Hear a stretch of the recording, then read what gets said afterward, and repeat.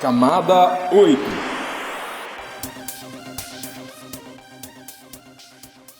O IBGP ele pode substituir, por exemplo, o SPF ou o ISIS que você comentou, já que eles também são protocolos internos? Essa é uma excelente pergunta. Existe uma palestra que foi feita no Nanog, se eu não me engano, em 2008, tá? Uma palestra da Microsoft, chamada BGP is the better IGP, tá? Que seria o BGP é o melhor IGP. E essa palestra no Nanog consiste em um palestrante ali tá mostrando como que foi feito o ambiente da Microsoft, onde eles removeram toda a parte do SPF e mudaram tudo para BGP. Importante dizer que isso foi feito no meado de 2008. As tecnologias que eram empregadas naquela época são diferentes das tecnologias empregadas hoje em dia, certo? E isso é muito interessante, porque, sim, conceitualmente, o BGP ele pode substituir o SPF, mas não exatamente o IBGP. Tá? Ele até pode, mas é mais complexo. O mais normal de ver é o pessoal utilizando o eBGP. Então, cada roteador teria um AS específico.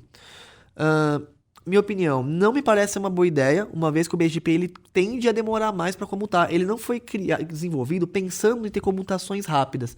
Então você vai ter que lançar a mão de outros recursos para poder que a comutação seja rápida.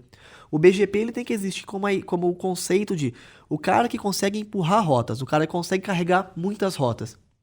No treinamento que a gente ministra, a gente até coloca que os equipamentos ali que falam BGP, ele é o Hulk e o Tony Stark, porque teoricamente são os caras mais fortes ali para poder carregar a rota, né? E essa é a mesma lógica aqui. O BGP tem que ser o cara que ele consegue empurrar muitas rotas. Cara, se fosse pegar o full route que a gente recebe, 940 mil rotas IPv4, e jogar no SPF, o equipamento ia chorar. Agora no BGP ele consegue trabalhar com isso muito tranquilo.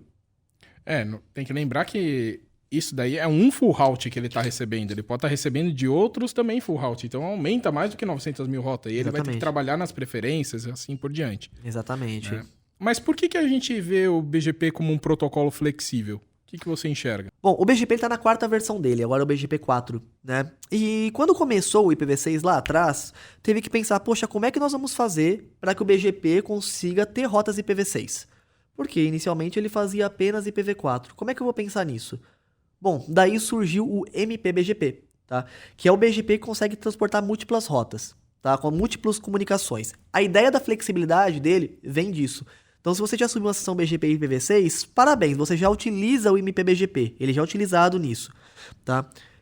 Essa flexibilidade dele conseguir transportar outros tipos de comunicações cria essa flexibilidade para ele. Por exemplo, quando a gente fala do FlowSpec, que ele transporta regras de firewall, tá? Quando a gente fala do VPN V4, VPN V6, que são outras famílias de endereço, que ele consegue transportar rotas já com label MPLS. Quando a gente fala, por exemplo, do próprio IPv6, tá? Então ele tem várias famílias de endereço, o EVPN mesmo, que ele consegue transportar MACs, né? Então ele tem diversas possibilidades ali que trazem uma flexibilidade muito legal. Então uma rede que efetivamente precisa escalar de uma forma muito grande, é impossível fugir do BGP no backbone. Você vai ter o seu protocolo de roteamento dinâmico interno ali, seu SPF, seu ISIS, que seja, e você vai ter muito BGP comendo solto também na rede.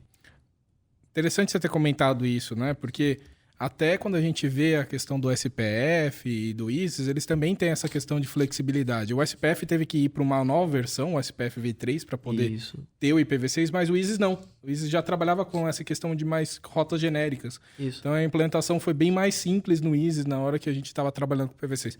Mas isso são coisas antigas, né? Agora o IPv6 já é amplamente utilizado, né? É o que se espera, né? É o que a gente espera. Camada 8.